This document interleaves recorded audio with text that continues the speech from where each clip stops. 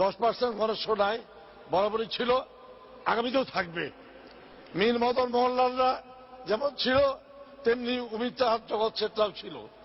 মাননীয় স্পিকার, আজকে প্রশ্ন হচ্ছে যে এইভাবে আমাদের বিরুদ্ধে যারা চক্রান্ত করছে এবং মিথ্যা ঘটনাকে রংস লাগিয়ে আজকে আমাদেরকে হেয় প্রতিপন্ন করার চেষ্টা করছে, মাননীয় স্পিকার, আমি এদের বিরুদ্ধে ব্যবস্থা গ্রহণের জন্য আপনার মাধ্যমে সংশ্লিষ্ট মন্ত্রণালয়ের দৃষ্টি আকর্ষণ করছি।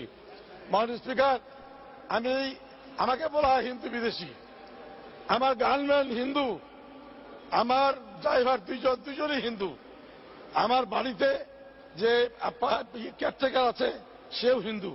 মাননীয় স্পিকার, আমার একমাত্র পুত্রবধূ সেও হিন্দু, সে হচ্ছে গাঙ্গুলি, কলকাতায় মেয়ে, এবং হিন্দু রীতিনীতি অনুসারে আমার ছেলে যখন কেলকাটা লেখাপড়া করে তার বিয়ে হয়েছে, আমি আপত্তি করিনি, তারা কার্ড ছাপিয়ে বিয়েছে, আমি তো জোর করে কোনো হিন্দি মেয়েকে আমার ছেলে বিয়ে করে নাই।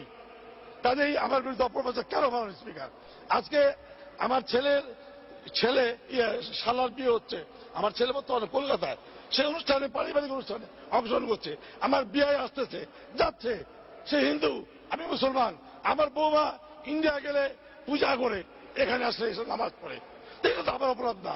আমি ধর্ম নিরপেক্ষতায় বিশ্বাস করি, তার তো এই নয় যে আমি ধর্মহীনতায় বিশ্বাস করি। আমি ধর্মহীন না, আমি ধর্মকে অবশ্যই বিশ্বাস করি, কিন্তু ধর্ম নিরপেক্ষতা নিয়ে আমি চলি। হিন্দু।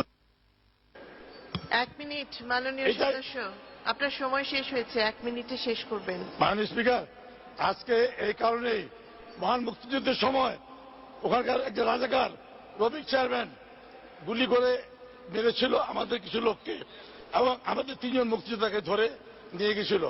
মাননীয় স্পিকার, আমরা পরে শুক্রবারে ক্যাম্প থেকে একটা টিম পাঠিয়ে রফিক চেয়ারম্যানকে আমরা গুলি করে মারছিলাম আমাদের লোকজন। এখানে একটা লোক জাহাজ স্টেশন ছিল, চাদর পরা, মাথায় আপনার কাপড় দেওয়া, সেই লোকটাকে আমি এই সন্দেহ করে ওই রাজাকারের ছেলেরা বর্তমানে আমার বিরুদ্ধে আমার দলের ভিতর থেকে চক্রান্ত করে আমাকে সরাবার জন্য, ভবিষ্যৎ নমিনেশন নেওয়ার জন্য তার স্পিকার চেষ্টা করছে, যার জন্য আজকে হিন্দুদেরকে উস্কে দিয়ে পত্রপত্রিকায় বাস্তবে কোনো দেখেন কোনো কেসও নাই, কোনো জিডিও নাই, কোনো ঘটনা নাই। মাননীয় স্পিকার, বিষয় সম্পূর্ণ কাল্পনিক। আমি একটি নিন্দা জ্ঞাপন করছি আপনার মাধ্যমে। ধন্যবাদ মাননীয় সদস্য, সময় বৃদ্ধির সুযোগ নেই, আপনাকে ধন্যবাদ।